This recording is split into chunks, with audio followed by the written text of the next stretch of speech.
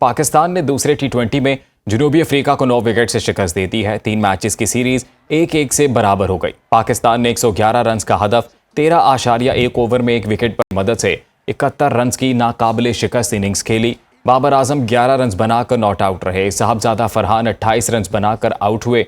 इससे पहले जनूबी अफ्रीका की पूरी टीम 110 रन बनाकर आउट हुई थी। जनूबी अफ्रीका के 7 बल्लेबाज डबल फिगर में ना दाखिल हो सके।